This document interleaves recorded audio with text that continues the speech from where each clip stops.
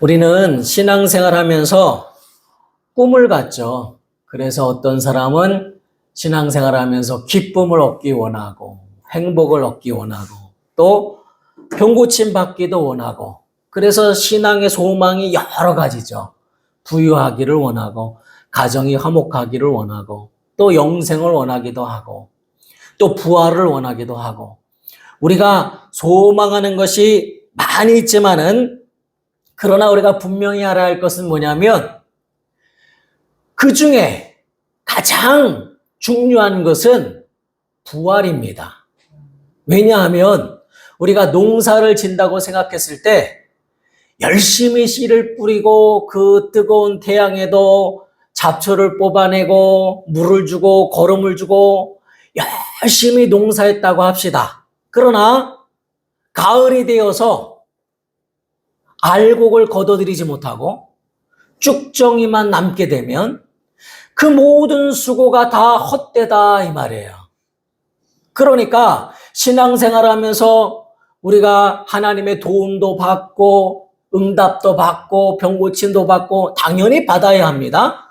그러나 주님 오시는 그날에 부활하지 않는다면, 그러면 우리는 영생도 할 수 없고, 주님 오시는 날에 부활하지 않는다면 쭉정이와 다를 바 없다는 거예요.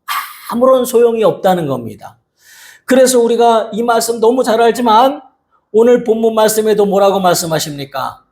그리스도께서 만일 다시 살아나지 못하셨으면 우리가 전파하는 것도 헛것이요. 그러니까 우리 성도들이 말씀 듣는 것도 헛것이에요. 교회에 들어와서 주의 종이 전하는 말씀도 다 헛것이 되고 마는 것이죠. 그것만 헛것이 되는 것이 아니라 내가 교회를 위하여 봉사하는 것도 헌금을 드리는 것도 다 헛것이 되고 마는 것이죠.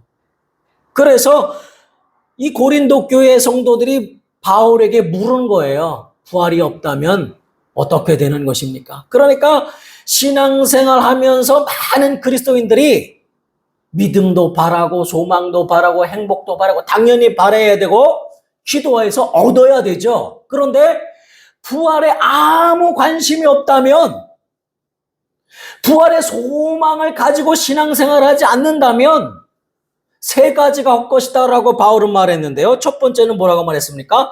전파하는 것이 헛것이요. 말씀을 들을 필요가 없다 이 말이에요.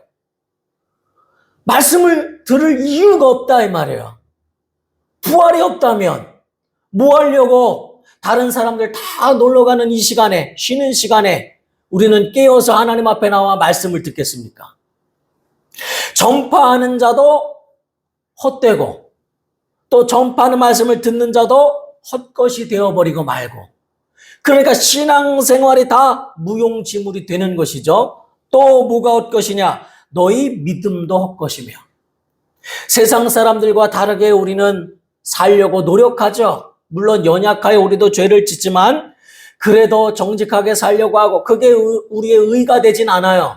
그 의로 구원받는 것은 아닙니다. 오직 예수님의 은혜로 나를 사랑하신 그 피로 구원받지만, 그래도 우리가 열심히 하나님을 기쁘시게 하려고, 우리 아버지를 기쁘시게 하려고, 세상 사람들과 다르게 우리는 율락을 즐기지도 아니하고 술과 담배를 즐기지도 아니하고 세상 풍조를 따르지 않으려고 애쓰고 우리가 다 참고 인내하고 그렇게 살아갑니다. 그렇게 믿음 생활하려고 애씁니다. 그렇지만 부활하지 않는다면 무슨 소용이 있느냐? 너의 마지막에 믿음의 결국이 부활이 없다면 무슨 소용이 있느냐? 그 믿음도 다 헛것이 되고 만다 라고 말씀하셨고, 또 우리가 하나님의 거짓 증인으로 발견되리니 증거하는 것도 헛되다 이 말이에요. 예수를 위하여 순교당하는 것도 다 헛된 것이 되어버리고 마는 것이에요. 그냥 그것은 부활을 믿지 않고 순교한다면 세상 살기 싫어서 자살하는 것과 다를 바 없는 거예요.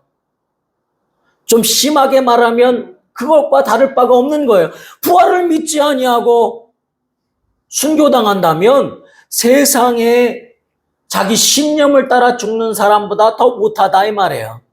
차라리 세상에서는 신념을 따라 죽으면 이름이라도 남기죠.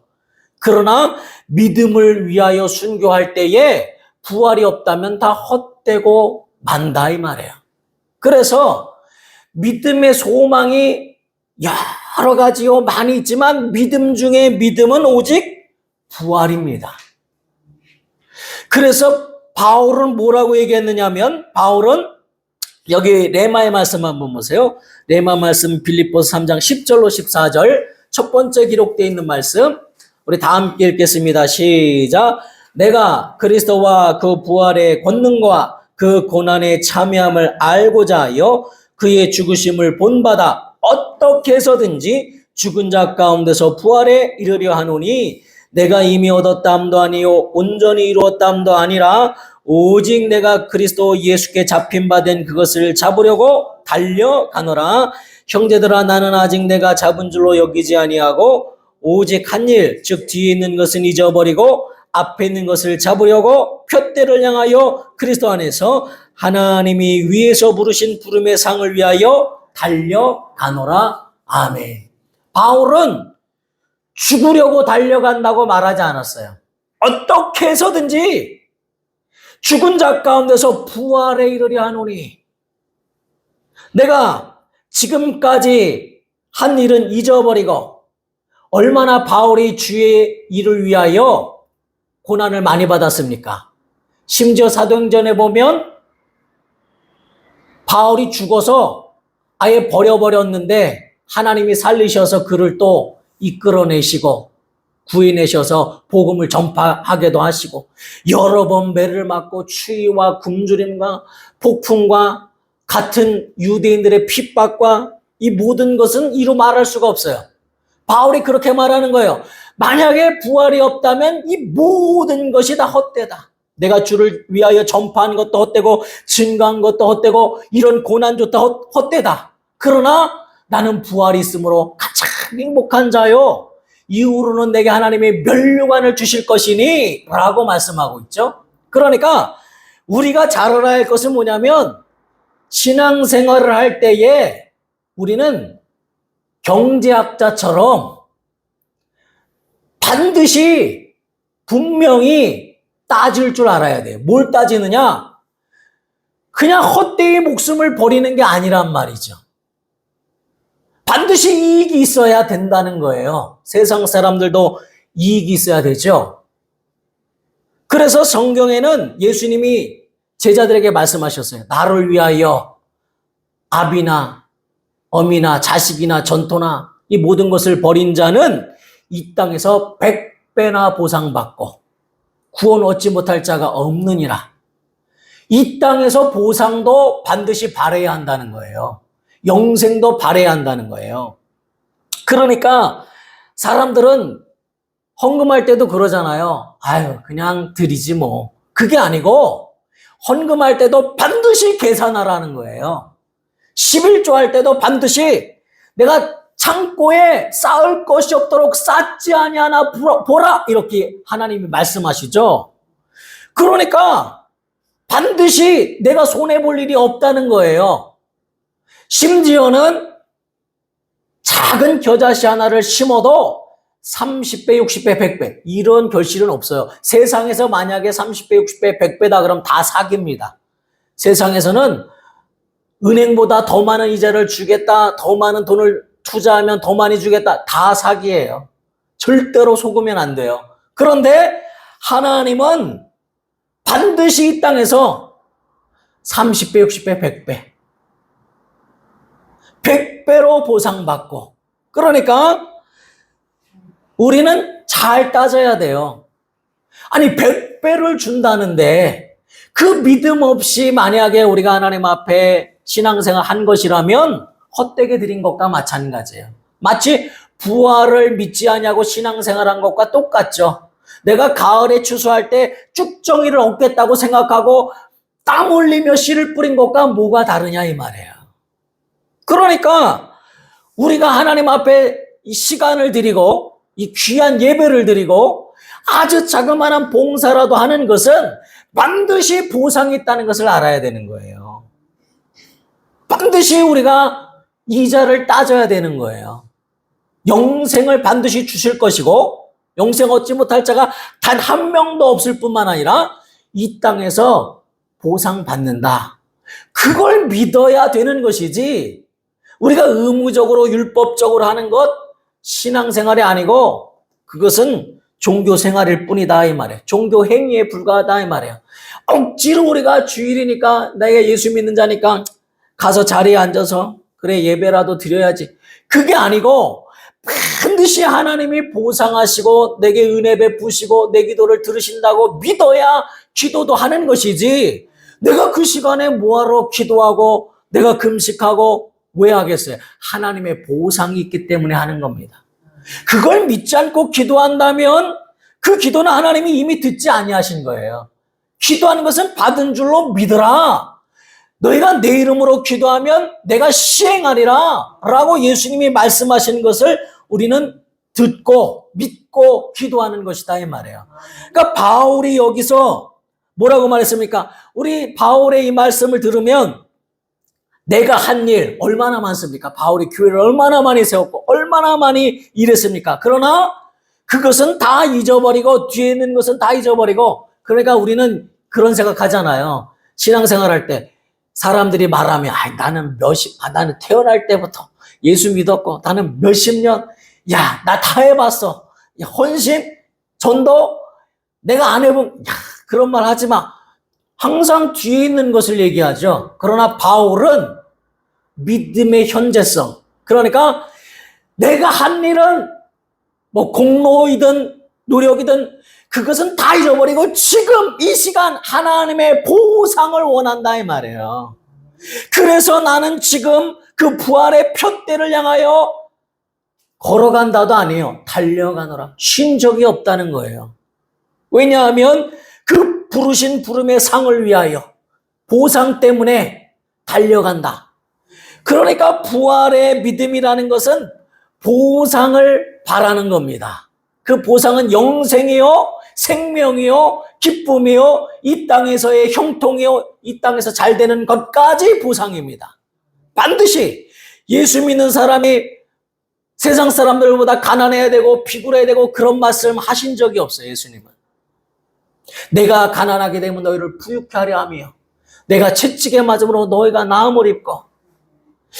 예수님이 우리를 얼마나 사랑하셨는지 성경에 보면 내가 너희와 하나 되게 하려 함이라 하시고 나와 사귐이 있게 하려 함이라.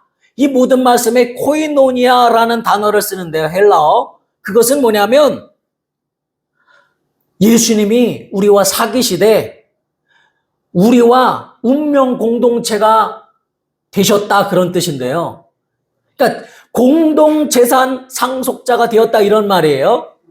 쉽게 말하면 삼성의 이재용 회장이 갑자기 나한테 문서를 쓴 것과 똑같아요. 내 재산은 다 네 거다. 같이 나누자 라고 한 것과 똑같아요. 그거보다 비교할 수가 없죠. 말하자면 그와 같다는 거예요. 예수님이 우리와 사귀자 하시는 것은 나와 운명 공동체다 하시는 거예요. 그런데 우리가 생각할 때는 예수님이 가진 것을 나눠주신 정도로 생각하잖아요. 그런데 예수님은 먼저 사람이 되어 오셔서 나의 연약함을 맛보시고 나의 부족함을 맛보시고 우리의 그런 모든 죄와 병까지도 공동으로 겪자 하고 자신이 사람으로 오신 분이에요. 나와 운명을 같이 하시겠다고 사람이 되어 오신 분이에요. 그리고 자기가 가진 것을 다 주시겠다고 하신 분이에요. 그래서 내 이름으로 기도하면 내가 시행하리라. 종처럼 시행하시겠다고까지 약속하신 거예요. 마치 미국에 가면 백지수표가 있는데요. 거기다가 사인을 다 해놨어요. 그러면 어떤 금액을 쓰든지 다 주어야 합니다. 다 내줘야 합니다. 그런데 믿음의 사람들이 거기다가 100원, 1000원 이렇게 쓴다는 거예요. 주님은 얼마든지 쓰라고 예수 이름을 주었는데 다들 나는 그걸 창고에 가득 드리겠다. 창고 난 필요 없어요. 나는 감당 못해요. 그냥 내 주머니 조금만 주세요. 이렇게 믿음을 헛되게 저버린다는 겁니다. 하나님은 하늘의 신령한 것을 다 주시려고 코이노니아, 내가 너와 하나 되었다. 나와 사귀자. 아내가 아버지 안에, 아버지가 내 안에 있는 것 같이 너희가 내 안에서 하나님과 하나 되자라고. 그래서 내가 너희를 위하여 너희 모든 연약한 것을 다 감당하려고 이 땅에 왔으니 또 내가 가진 것을 너희에게 나눠주노라 했는데 우리는 필요 없다고 말하는 거예요. 아니, 난 그건 필요 없고요. 예수님 주시려는 거 필요 없고요. 그냥 아주 내가 갖고 싶은 육체에 필요한 그 정욕에 필요한 아주 사소한 것만 주세요. 그런 것과 뭐가 다르냐 이 말이에요. 마치 은행에다가 수조 원을 넣어놓고 굶고 있는 사람과 뭐가 다르냐 이 말이에요. 좋은 곳에 가서 더 많은 것을 먹을 수 있는데 그 수조 원이 은행에 있는데 어떻게 할 줄 모르고 편의점에 가서 라면 하나 먹는 사람과 뭐가 다르냐 이 말이에요. 그러다가 마치 부자들이 그러다가 자기가 쓰지도 못하고 죽거든요. 그 고약한 사람들, 욕심 많은 사람들 모으고 모았지만 자기를 위해서 뭐 하나 쓰지도 못하고 하늘나라 가져가지도 못하고 지옥불에 가져가지도 못하고 그냥 남겨놓고 떠나는 겁니다. 그 사람과 어리석은 사람과 뭐가 다르냐 이 말이에요. 그러니까 부활의 믿음이라는 것은 보상을 바라는 믿음이에요. 약속을 믿는 거예요. 그런데 우리가 또 이렇게 생각합니다. 부활의 믿음 하니까 압니다. 주님 다시 오시는 그날에. 그래서 여기 이제 고린도전서 15장에도 나와 있는데 이렇게 말했습니다. 15장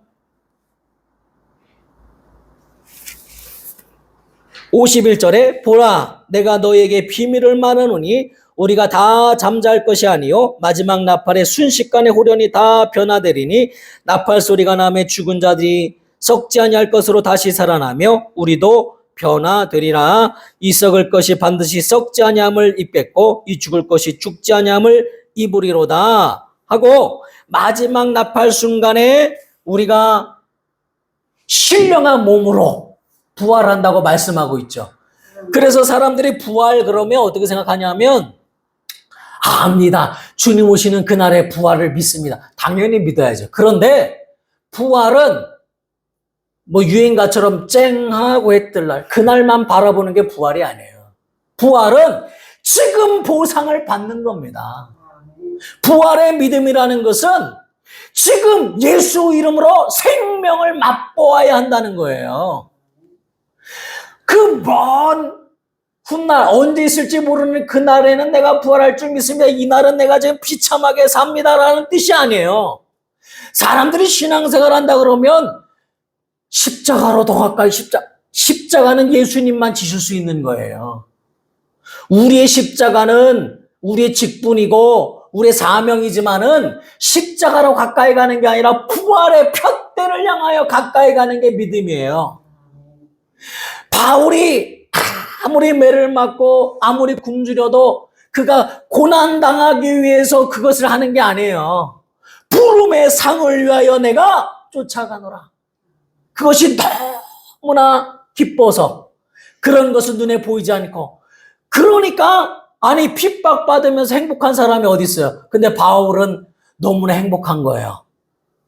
부활의 푯대가 보이니까 날마다 부활을 경험하니까 죽어도 살고 또 그림자만 지나가도 병든 자가 일어나고 손수건만 갖다 얹어도 병든 자가 고침받고 교회가 세워지고 영혼들이 구원받고 거기에 비하면 자기의 고난은 아무것도 아닌 오히려 기쁨이 넘치는 마치 스데반이 돌에 맞고 있는데도 보좌에 서신 예수님을 보니까 그 얼굴이 천사 얼굴 같은 왜? 그 부활하여 주님을 배울 것을 이미 바라보고 있으니 다른 것은 눈에 들어오지 않는 다시 말하면 너무 기쁘니까 아니 사람이 왜 안 아프겠어요? 왜 자기를 향하여 돌 던지는 사람이 밉지 않겠어요? 그런데 그것이 없어질 정도로 부활의 푯대가 눈앞에 너무 환히 보이는 거예요. 예수님의 얼굴이 환히 보이는 거예요. 그러니까 기뻐하고 즐거워하는 것이죠. 예수님은 심지어 우리가 팔복을 날마다 고백하는데 너희 손자들도 이같이 핍박받았느니라. 너희가 핍박받을 때 기뻐하고 즐거워하라. 하늘의 상이 크민이라. 그 정도의 믿음을 가지라는 거예요. 그런데 인간적으로 보면 그 정도의 믿음을 가질 사람은 이 세상에 단 한 사람도 없습니다. 그러면 그 믿음은 어디서 오느냐? 하나님이 주셔야 되는 믿음이에요. 스데반에게 예수님이 직접 자신을 보여주시니까 그런 믿음이 생겼죠. 그 원수 같은 자들의 죄도 저들이 자기 하는 짓을 알지 못합니다. 용서없어서 이런 마음이 나오죠. 스데반이 착해서가 아니에요. 하나님이 믿음을 주셨기 때문이에요. 베드로가 주는 그리스도시요 살아계신 하나님의 아들이십니다 할 때 베드로가 수제자고 말씀을 잘 들어서 잘 깨달아서 잘 외워서가 아니에요. 네가 이것을 깨달은 것은 하나님 아버지께서 너에게 주신 것이라, 성령으로 깨닫게 하신 것이라. 그래서 믿음이라는 것은 뭐냐면 하나님의 믿음이란 뜻이에요. 하나님이 주셔야 한다는 거예요. 내가 하려고 하면 율법이 되는 거예요. 나는 안 되는 사람이에요. 당신이 아무리 착해도 안 되는 거예요. 아무리 착해도 천국 못 가는 겁니다. 내가 아무리 선해도 천국 못 가는 것이고 내 행동이 아무리 바라도 천국 못 가는 것이에요. 오직 하나님의 믿음, 예수의 보혈만이 나를 깨끗게 하시고 예수의 사랑만이 나를 천국으로 이끄는 거예요. 그래서 나의 믿음의 연약함을 도와주옵소서라고, 하나님의 믿음을 주옵소서라고 우리는 기도할 수밖에 없는 자라는 거예요. 자, 바울이 여기 또 말했습니다. 또 한번 봅시다. 빌립보서 3장 7절로 9절 중간에 있는 말씀입니다. 시작. 그러나 무엇이든지 내게 유익하던 것을 내가 그리스도를 위하여 다 해로 여길 뿐더러 또한 모든 것을 해로 여김은 내 주 그리스도 예수를 아는 지식이 가장 고상하기 때문이라. 내가 그것을 위하여 모든 것을 잃어버리고 배설물로 여김은 그리스도를 알고 그 안에서 발견되려 함이니. 아멘. 그러니까 바울은 사실 굉장히 위대한 사람이에요. TV에 자주 나오는 도울이라는 사람이 있죠. 그 사람은 신학을 한 사람인데 예수를 안 믿어요. 그런데 예수를 하나님이라고 믿지도 않아요. 그러니까 기독교를 막 핍박하고 기독교의 잘못된 점을 지적하면서 강의합니다. 그런데 그 사람마저도 바울은 존경해요. 그래서 바울이 쓴 글을 보면서 자기는 눈물을 펑펑 흘린대요. 그런데 예수는 안 믿어. 말이 안 되죠? 그 정도로 바울은 그 당시에 법률가요, 율법학자요, 그 당시에 로마의 시민권을 가진 자요, 가말리알의 제자요, 엄청난 사람이에요. 지금의 학자들도 바울을 존경할 정도로, 바울에 대해서는 아무리 예수 안 믿는 학자라도 존경할 정도로 바울은 그런 사람이에요. 그런데 바울이 뭐라고 말했느냐 하면 내가 그리스도를 알고 그 안에서 그리스도께 발견되기 위하여, 부활하기 위하여, 부활을 날마다 경험하기 위하여, 부활의 표대를 향하여 내가 가진 모든 지식을 똥같이 여겨노라. 똥이 아까워서 물 안 내리고 집에 보관하는 사람이 없죠. 쳐다보기도 싫은 것이죠. 배설물로 여긴다 그랬습니다. 그 정도로 바울은 자기는 죄인 중에 죄인이요 죄인의 괴수요 나는 아무것도 할 수 없는 자요 나는 곤고한 자로다. 오직 예수만이, 부활하신 예수만이 나의 생명이시다 라고 고백하는 거예요. 예수님이 부활하시자 다 포기하고 인생을 포기하고 살만한 가치도 없고 자기의 직업으로 다시 돌아가 버린 제자들이 예수를 3번이나 부인했지만 어떻게 보면 하나님이신 예수께서 베드로를 지키신 거예요. 우리는 그것을 베드로가 어찌 그럴 수 있느냐 하지만 나 자신의 모습이죠. 베드로를 지키신 거예요. 베드로가 예수를 부인하지 않았다면 바로 끌려가서 같이 죽임을 당했겠죠. 제자들이 다 예수를 배반하고 다 떠났습니다. 그러나 예수님께서는 한 사람도 잃어버리지 않고 지키기를 원하신다고 기도했죠. 어떻게 보면 예수님이 제자들을 지키신 방법이죠. 제자들의 연약함과 죄로 인하여 예수를 버렸지만 예수님은 그것을 도리어 그들을 지키는 방법으로, 그들을 용서하시는 방법으로 택하셨죠. 그런데 예수님의 죽음은 그들에겐 좌절이죠. 그런데 예수님 부활하시자 이 제자들이 변화되어서 목숨을 다하여 그 용기 없던 그들이, 예수를 부인했던 그들이 그 부활 때문에 부활의 표대를 향하여 나아가서 목숨 다하여 증거하는 증거자가 되더라 이 말이에요. 그만큼 부활의 소망이 가득했다 이 말이에요. 저는 우리 성도들이 과연 신앙생활할 때 부활의 표대를 바라보고 있느냐 이 말이에요. 예수님 다시 오시는 그날의 표대는 당연히 바라보지만 오늘 부활을 경험해야 한다 이 말이에요. 예수 이름으로 기도 응답받는 것이 부활을 경험하는 것이요. 오늘 하나님의 사랑받는 것이 부활을 경험하는 것이요. 오늘 하나님의 말씀이 내 안에 들어오는 것이 부활을 경험하는 것이요. 오늘 내가 예수님과 함께 숨쉬고 예수님과 함께 살고 예수님과 함께 먹고 예수님과 교제하고 예수님과 하나 되고 예수님의 것을 내가 구하고 기도하고 예수님 때문에 기뻐하고 예수님 때문에 행복하다고 고백하고 예수님과 함께하는 모든 시간이 부활의 시간인 겁니다. 그러니까 부활은 그날만을 바라보는 게 아니고 오늘 부활의 능력을 체험해서 오늘 부활의 표대를 향하여 달려가는 거예요. 바울은 지금까지 한 일은 다 잊어버리고 오늘도 부활의 표대를 향하여 부활을 향하여 오늘도 부활을 맛보려고 오늘도 부활하신 예수님과 승리하려고 날마다 십자가 내 정과 욕심을 못 받고 오늘도 내가 주님과 함께 살기로 작정하였습니다 라고 고백하는 거예요.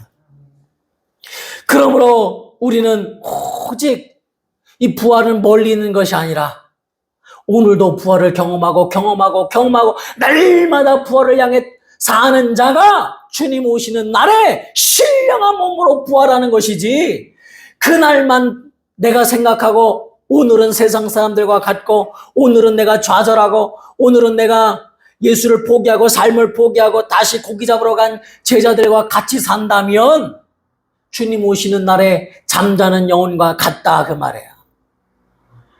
내가 오늘도 실패할지라도 부활을 바라보고 내가 오늘 좌절할지라도 정말 사망 권세를 깨뜨리신 주님을 바라보고 예수님이 십자가에 달리신 것은 마치 그 이스라엘 백성들이 원망하고 그러니까 전염병이 돌아 다 죽을 때에 장대에 뱀을 다루라 그랬잖아요. 노뱀을 다루라 그랬잖아요.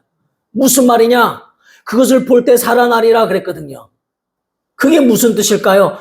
마귀가 십자가에 달려 그 권세가 다 죽은 거예요. 예수님이 죽었지만 우리의 죄도 예수님이 다 짊어지시고 죽었지만 그 죄의 값을 청구하는 마귀도 사망 권세가 깨뜨려진 겁니다. 다 깨뜨려져 버린 거예요. 그것을 바라보라는 거예요. 그런데 깨뜨려진 순간이 어느 때냐? 부활하심으로. 그가 부활하지 않았다면 하나님의 아들이라는 증거가 없고 부활하지 않았다면 죽음을 이기신 증거가 없고 부활하지 않았다면 마귀의 권세가 깨뜨려진 증거가 없잖아요. 그가 부활하셨으니 참으로 십자가에 노뱀이 달리듯 마귀의 권세가 다 깨어진 것이요. 우리의 죄가 십자가에 함께 달려 죽은 것이요. 우리의 질병이 다 십자가에서 다 하나님이 책임지시고 사라진 것이요. 이제는 저주와 질병이 없고 부활하신 주님만 바라보면서 주님의 생명으로 살기로 작정되어 거듭난 그러므로 너희는 날마다 새로운 피조물이라 날마다 부활의 생명으로 하나님 우리에게 공급해 주시기를 원하시는 것입니다. 그러므로 나는 부활 생명이 내게 있다. 날마다 주님 부활하셨으므로 내가 주님 품 안에 있으므로 주님과 하나 되었으므로 그와 운명 공동체가 되었으므로 코이노니아 그가 나와 함께 하심으로 내가 예수 안에 있으므로 예수가 죽은 자 가운데서 부활하심 같이 예수 안에 있는 자는 다 우리를 살리신다고 말씀하셨으니 우리는 부활의 기쁨을 날마다 누리시는 우리 성도들 되시기를 우리 주 예수 이름으로 축원합니다. 마지막 말씀 읽고 말씀을 마치려 합니다. 로마서 6장 4절 같이 읽겠습니다. 시작. 그러므로 우리가 그의 죽으심과 합하여 침례를 받음으로 그와 함께 장사되었나니 이는 아버지의 영광으로 말미암아 그리스도를 죽은 자 가운데서 살리심과 같이 우리로 또한 새 생명 가운데서 행하게 하려 함이라. 할렐루야. 주님이 참으로 십자가에 죽으셨으나 그를 죽은 자 가운데서 살리심같이 우리도 주님과 함께 생명 가운데서 살게 하려 함이라. 이 믿음 가지시고 우리가 사는 것은 이제 내가 사는 것이 아니요 예수의 생명 때문에 기쁨으로 사는 것이니 날마다 예수 이름으로 기도하여 응답받고 부활의 기쁨을 누리고 부활의 표대를 오늘도 바라보고 주님 앞에 승리하며 주님이 주신 놀라운 복을 누리며 승리하며 살게 하여 주옵소서. 자기 영혼을 위하여 이 시간 간절히 통성을 하고 기도하시겠습니다. 하나님 아버지,